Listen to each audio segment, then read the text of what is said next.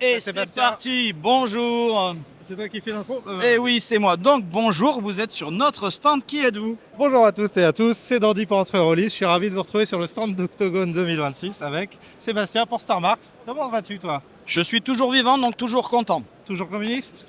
Ouais, non, moi je suis plutôt un parasitnik qui vit sur la border zone. Alors profitons de cette occasion pour que tu nous présentes un peu l'évolution de la gamme et tout ce qu'il y a à voir Alors, sur Star Marks. la gamme, l'édition 1 est épuisée. Il nous reste des vieux suppléments avec des magnifiques dessins de Thierry Ségur, mais c'est vraiment pour les collectionneurs.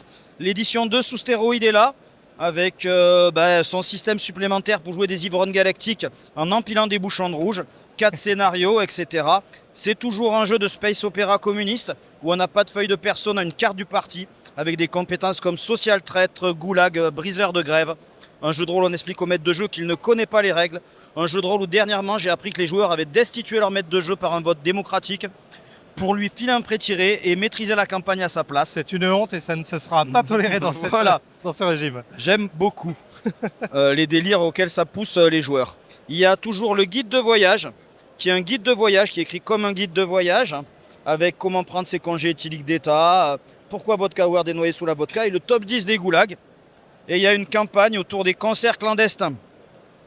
Voilà. Qui s'appelle Cosmocultor. Vous y rencontrerez des groupes comme ACPC, Lénine Varna, Portiched. Vous pouvez y jouer des musiciens venus participer au concert, des fans venus s'éclater, ou des agents du KGB venus arrêter ces dangereux séditieux. Donc qui apporte du lore et du lore. Non, là c'est vraiment du scénario à fond la caisse. Scénarium, ok.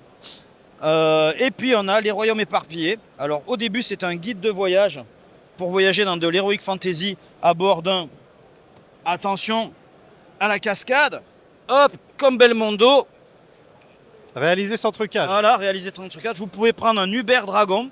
Incroyable. Donc, et aller visiter les royaumes éparpillés. Et on est en train d'écrire un jeu de rôle dedans qui devrait être prêt, on espère, avant février, en utilisant le fameux système où on empile des bouchons.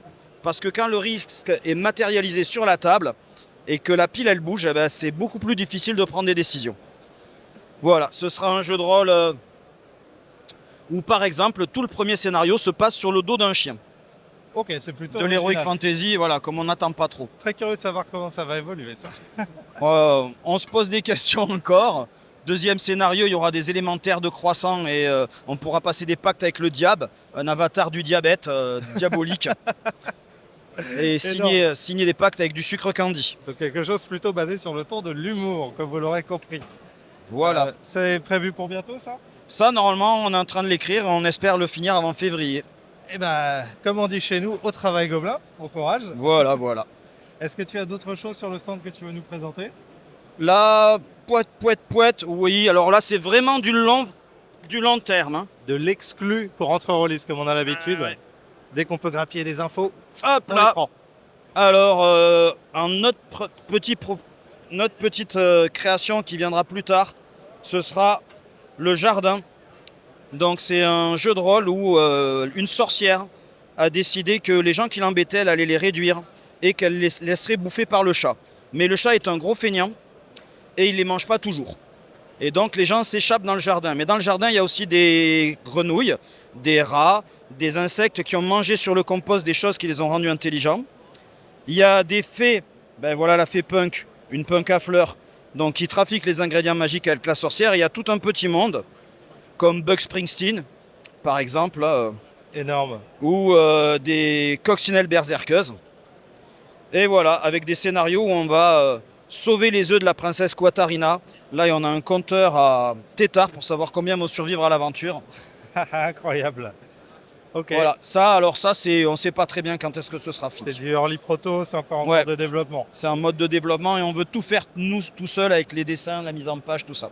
Eh ben c'est super cool, merci de nous avoir donné un petit Je vous en prie, merci de nous avoir donné la parole. Un petit mot de la fin? Slip. Allez, ça part sur ça. Moi je suis plutôt Team Caleçon. On vous dit à tous à très bientôt, merci de suivre les vidéos et continuez à vous abonner et à liker si vous aimez notre contenu. À bientôt sur Octogone.